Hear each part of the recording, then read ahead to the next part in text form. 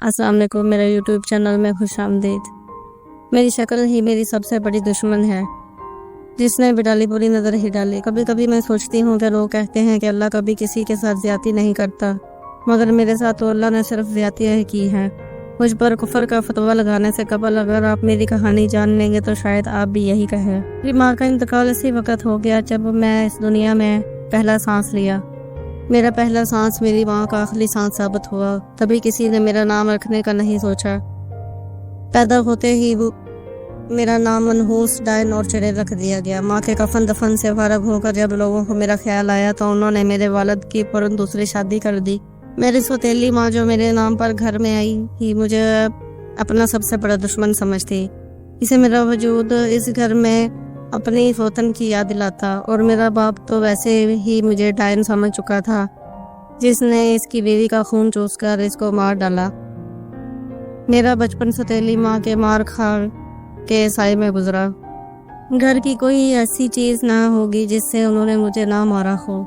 कम खाकर, रूखा सूखा खाकर फिर भी जवानी मुझ पर ऐसी टूट कर आई कि जो भी देखता देखता रह जाता। मेरी सौतेली माँ को यही लगता कि मैं ही इस घर में गुर्बत की जिम्मेदार हूँ। इसी वजह से एक दिन उसने मेरा सोता है कि जिस्म बेचने वाली नायिका से कर डाला और मेरे बाप के सामने ये कह दिया कि मैं घर से भाग गई हूँ। इसी तरह इस घर से मेरा राब्ता हमेशा के लिए तोड़ डाला, बल्कि मेरी कीमत के बदले में एक खतीर रकम भी हासिल की। 14 साल की उम्र में जो पहला गाँव तो मुझे नसीब हुआ वो ट्रक ड्राइवर था। चर्स और अफीम के नशे में उसने मेरे जिस्म का जो हाल किया, इसके बदले में मैं अगले 8 दिन तक बिस्तर से उठने से कासिर रही। इतना दर्द तो सौतेली माँ के मार खाने से ना होता था जितना दर्द इस बिस्तर पर वहशी दरिंदे के हाथों से मुझे मिला। इसके बाद तो दर्द होना बंद हो गया और फिर मुझे दर्द बर्दाश्त करने की आदत हो गई। हर रात कोई नया वहशी दरिंदा होता, अपने अंदाज से मेरे जिस्म से अपने पैसे वसूल करता और चला जाता। यह सिलसिला 2 साल तक जारी रहा। याद सदियों तक मुझे याद नहीं, मगर एक रात मेरी ज़िंदगी में वो आया। वो भी मेरी कीमत अदा करके सबकी तरह मेरे जिस्म से खेलने ही आया था, मगर मुझे में इसे पता नहीं क्या नज़र आया। उसने मुझसे शादी करने का वादा कर डाला। मुझे लगा जैसे नशे में और मस्ती के आलम में सब कुछ ना कुछ बोलते हैं तो इसने भी बोल डाला होगा। मगर कुछ दिन बाद वो दोबारा आया मेरे सामने इसी सवाल के साथ मौजूद था। इस नामुमकिन को उसने कैसे मुमकिन किया ये मैं नहीं जानती। बस इसका हाथ थामे बादलों पर पैर रखे उड़ती जा रही थी। मुझे लगा शायद इसी को मोहब्बत कहते हैं। वो मुझे एक बहुत छोटे से 2 कमरों के फ्लैट में ले आया। इसने मुझे बताया कि इसकी एक बीवी पहले से मौजूद है, मगर इससे इसकी कोई औलाद नहीं है। मैंने ज़िंदगी में कभी मोहब्बत नहीं देखी थी, इसलिए मैं नहीं जानती थी कि मोहब्बत क्या और कैसी होती है। बस दिल ने कहा कि इसकी कहीं बात पर यकीन कर लूं, और मैंने कर लिया। इस डेरे से फरार होना एक नामुमकिन अमल था। वो मुझे लहदा से इस घर में रखेगा और हफ्ते में 1-2 बार मेरे पास आया करेगा। मैं तो अपना घर और एक सहारा पाकर खुशी से पागल हो गई थी।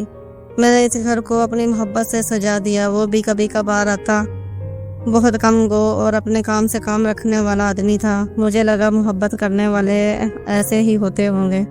उस दिन तो मेरी खुशी की इंतहा न रही जब मुझे पता चला कि मैं उसके बच्चे की माँ बनने वाली हूँ।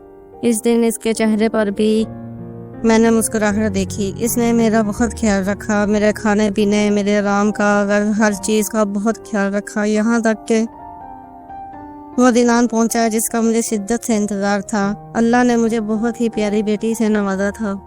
मैं जब घर आई अपनी बेटी के साथ तो मुझे ज़िंदगी में पहली बार पता चला कि माँ क्या होती है और ममता किसे कहते हैं।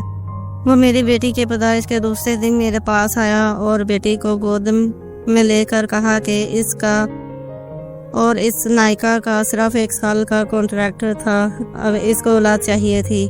वो इसको मिल गई, मैं वापस जा सकती हूँ। मैंने इससे पूछा बच्ची कौन पालेगा? इसने कहा मेरी पहली बीवी यानी सौतेली माँ।